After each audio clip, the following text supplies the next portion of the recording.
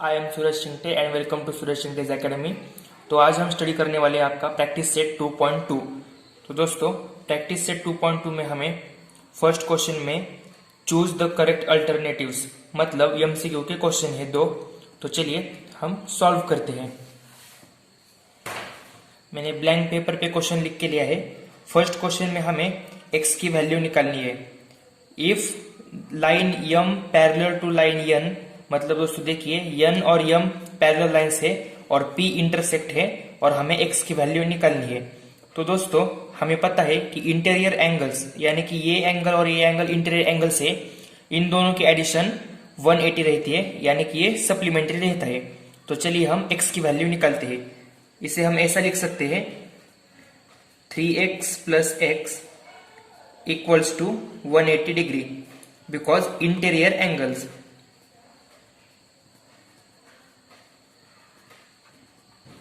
Interior angles are supplementary. अब हम करते हैं इसका 4x इक्वल्स टू 180 डिग्री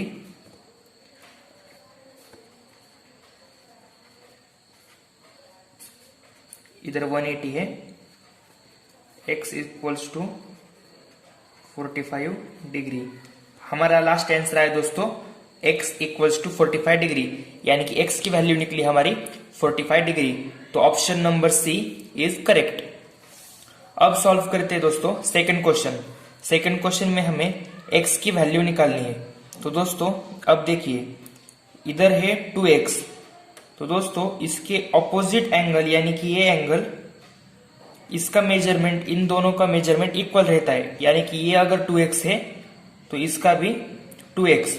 अब दोस्तों ये दोनों इंटीरियर एंगल्स बन गए और ऊपर की तरह हम अब इंटीरियर एंगल्स की सम 180 डिग्री होती है, यानी कि 2 इंटीरियर एंगल्स आर सप्लीमेंट्री। तो चलिए अब सॉल्व करते हैं। 4x plus 2x equals to 180 degree because interior angle are supplementary. अब दोस्तों 4x plus 2x 6x equals to 180 degree, x equals to 180 divide by 6 and x equals to 30 degree, यानी कि second question में option number D 30 degree ये x की value है। तो दोस्तों अब हम सॉल्व करते हैं क्वेश्चन नंबर 2। क्वेश्चन नंबर 2 में हमें दो पैरेलल लाइंस दिए हैं और दो ट्रांसवर्सल्स दिए हैं, यानी कि ये दो लाइंस पैरेलल लाइंस को इंटरसेक्ट करते हैं। तो इसकी मदद से हमें x और y की वैल्यू निकालनी है। तो दोस्तों आपको एक रूल तो पता है, ये 40 डिग्री और इसके ठीक नीचे, मतलब ये इस लाइन के अपर साइड का 40 डिग्री और इस लाइन के अपर साइड को भी 40 डिग्री रहता है बिकॉज करस्पॉन्डिंग एंगल्स के रूल अनुसार। अब हमें दोस्तों ये 40 प्लस x 180 डिग्री रहता है बिकॉज लीनियर एंगल के रूल के अनुसार। अब दोस्तों हम 40 प्लस x इक्वल्स टू 180, यानी कि लीनियर एंगल्स आर सप्लीमेंट्री।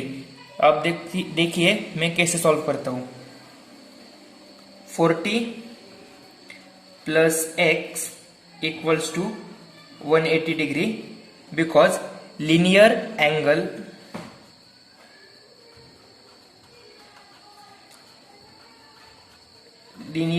के रूल के अनुसार इस दोनों एंगल की एडिशन 180 डिग्री होती है।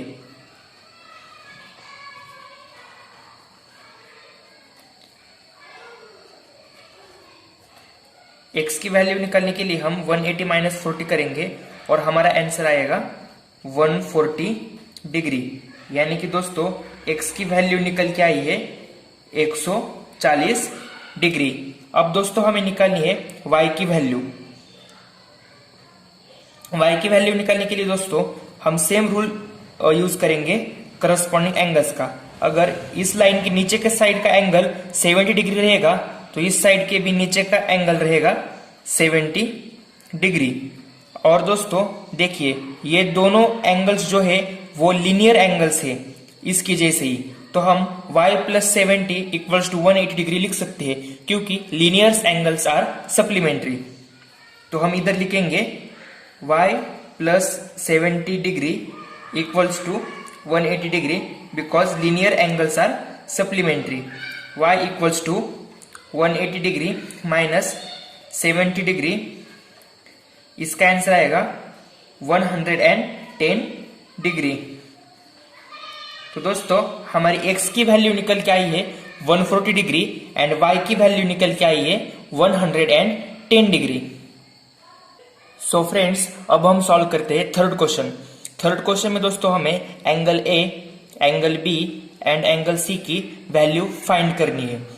तो दोस्तों एक बात हम याद रखिए, ए एंगल अगर 80 डिग्री है और ए एंगल, ये दोनों एंगल इंटीरियर एंगल्स है and interior angles are always supplementary. तो हम 80 प्लस ए ऐसा करके हम ए एंगल की वैल्यू फाइंड आउट कर सकते हैं। तो दोस्तों हम अभी सॉल्व करते हैं। 80 plus A equal to 180 degree because interior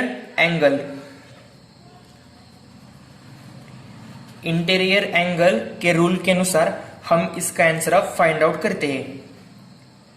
A equals to 180 minus 80, a equals to 100 degree.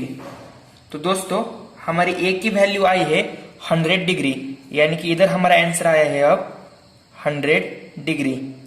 दोस्तों अगर ए 100 डिग्री है तो इसका ऑपोजिट भी 100 डिग्री रहता है।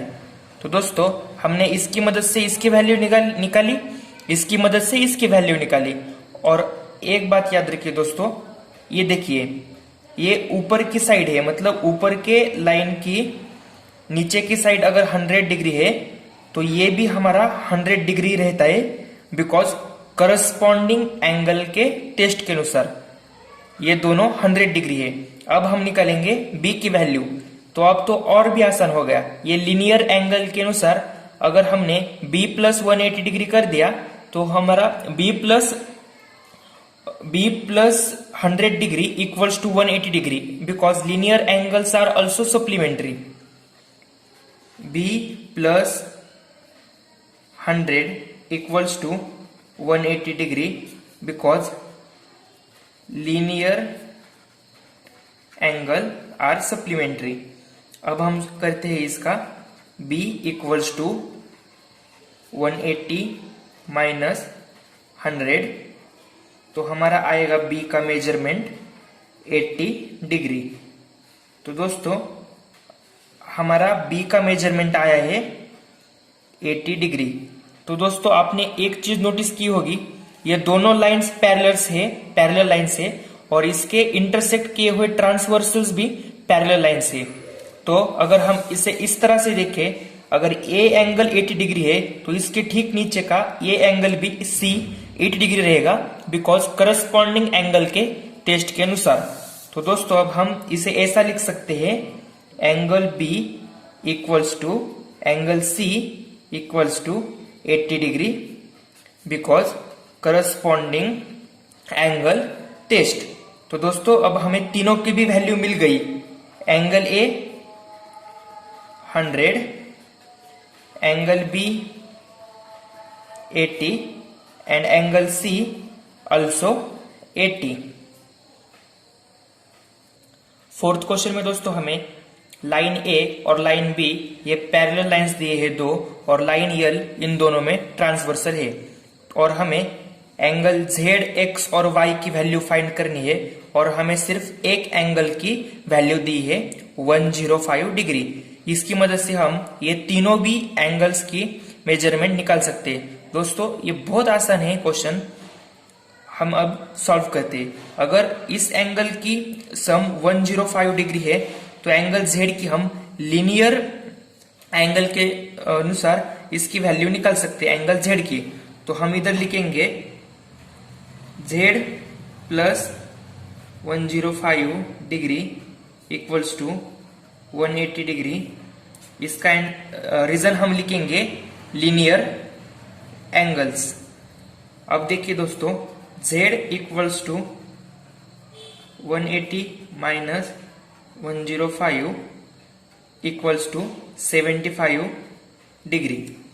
तो दोस्तों हमें z की वैल्यू मिल गई 75 डिग्री। अब हम अगर z की वैल्यू हमारी 75 डिग्री है तो करस्पॉन्डिंग के एंगल के अनुसार इस एंगल की हमारे वैल्यू रहेगी 75 डिग्री। अगर इसकी वैल्यू 75 डिग्री है तो इसकी ऑपोजिट एंगल यानी कि इसकी भी रहेगी 75 डिग्री। अब लीनियर एंगल के रूल के अनुसार हम x और y के निकाल सकते हैं, क्योंकि दोनों भी लीनियर में ही आते हैं और दोनों की भी एडिशन अब सेम ही आएगी वैल्यू। तो दोस्तों x plus 75 degree equals to 180 degree because linear angle. x equals to 180 minus 75 degree, इसका आंसर आएगा दोस्तों 105 डिग्री, यानी कि x की वैल्यू हमारी आई 105 डिग्री और सेम यही y की आएगी क्योंकि ऑपोजिट एंगल है। लेकिन हम इसे लिखेंगे कैसे? सेम इसकी तरह ही हम इसे लिखेंगे क्योंकि हमें एक्सप्लेन करना बहुत जरूरी है एग्जाम में। y plus 75 degree equals to 180 degree, reason भी हम वही लिखेंगे लीनियर इक्वेशन का। y equals to 180 minus 75 degree, y equals to 105 degree. तो दोस्तों देखिए हमने सिर्फ एक एंगल के मदद से ये तीनों एंगल की वैल्यू निकाली। हमारी x की आई 105 डिग्री, y की आई 105 डिग्री और z की आई 75 डिग्री। तो दोस्तों अब हम सॉल्व करते हैं लास्ट क्वेश्चन। फिफ्थ क्वेश्चन में दोस्तों हमें P लाइन, L लाइन और Q लाइन तीनों लाइंस एक दूसरे से पैरेलल लाइंस दिखाई है और इनके PL का ट्रांसवर्सल लाइन ये है और PQ की ट्रांसवर्सल लाइन ये है और हमें x की वैल्यू निकालनी है। तो मैंने इस एंगल को और इस एंगल को नाम दिया है A और B ताकि हमें सॉल्व करने में आसानी जाए और A प्लस B यानी कि x की वैल्यू हमें अभी निकालनी है। तो दोस्तों अगर हमें ये दो लाइन पैरेलल लाइन से इसका ये ट्रांसवर्सल है तो ये एंगल की मेजरमेंट 40 डिग्री है, तो इस एंगल A यानी कि ये है अल्टरनेट एंगल्स, तो इसकी भी रहेगी 40 डिग्री। और अगर ये दो लाइंस पैरेलल लाइंस है और ये उसका ट्रांसवर्सल है तो अगर इस एंगल की वैल्यू होगी 30 डिग्री तो अल्टरनेट एंगल के रूल के अनुसार एंगल B की भी होगी 30 डिग्री। अभी हमें निकालना है ये दोनों एंगल की, मतलब ये बड़ा एंगल जो इधर क्रिएट हुआ है x एंगल, उसकी वैल्यू हमें निकालनी है।